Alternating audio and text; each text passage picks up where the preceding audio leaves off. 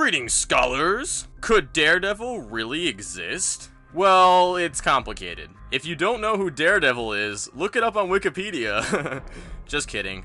We've all heard the story. Young Matt Murdock, after witnessing his father's tragic defeat, escapes a boxing gym in a frenzy. An industrial accident causes him to be exposed to radioactive waste. Although he loses his sense of sight, his other senses are heightened to superhuman abilities. He goes on to become the man of— Wait. What was that last part? Because I'm pretty sure radioactive waste is just gonna cause cancer, right? So would this Daredevil scenario actually be possible? I'm gonna say soft yes. Let's start by actually defining radioactive.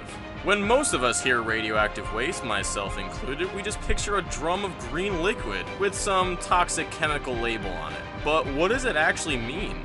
I mean, it's not like radiation is that dangerous by itself. Almost everything in our world emits radiation. Even as we speak, you're being bombarded by radiation right now. The difference is that most radiation is non-ionizing radiation. Radioactive is synonymous with ionizing radiation. And this means radioactive substances have enough energy to knock electrons out of their normal spots. For anyone who knows chemistry, this is kind of a big deal. Once you start knocking out electrons, you're changing the behavior of the whole substance. Now that we're speaking the same sheet of music, let's talk about how his senses would get heightened in the first place. For the sake of time, let's focus on one sense, and we'll try to generalize some concepts. I'm choosing smell. Have you ever wondered why dogs can smell so much better than humans can? One reason is that there's 60 times more scent-detecting cells in dogs than in humans. 5 million versus 300 million. But it also has to do with how the brain processes information. The part of the dog's brain devoted to analyzing smells is 4 times larger than that of a human's brain. So we pretty much have it. To get a better sense of smell, we need more detector cells and/or more brain cells devoted to analyzing the smells. This holds true for hearing, taste, and touch as well. As a fellow YouTuber NerdSync points out, Matt, Daredevil, gets some of these extra neurons for free due to a process called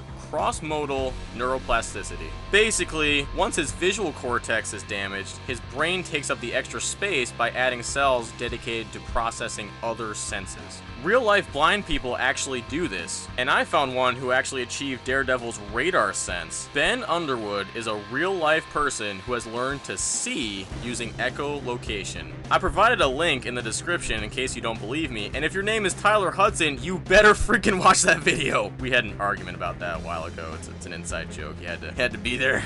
With that in mind, how likely is Daredevil's origin story? I would still say the most likely outcome is that he gets cancer from the radiation, but I like to give comics the benefit of the doubt. As the author Arthur C. Clarke says, any sufficiently advanced technology is indistinguishable from magic. So granted, Matt hit the radioactive jackpot, but consider this. Cancer is just the uncontrolled dividing of cells. It just gets a bad rap because the cells are mutated to the point that they're not useful anymore. But what if the radioactive waste made the sensory cells in Matt's brain have the same replication property while keeping their utility? As long as the radioactive waste only increased the number of neurons, his senses should all be heightened. So, soft yes. Again, in all likelihood, little Matt Murdock dies after seeing his dad lose the boxing match. But it's good to dream. Thanks for watching. Leave a comment if there's any other nerdy questions that you feel have not been properly answered yet, and I'll do my best to answer it for you using science. And make sure to like and subscribe.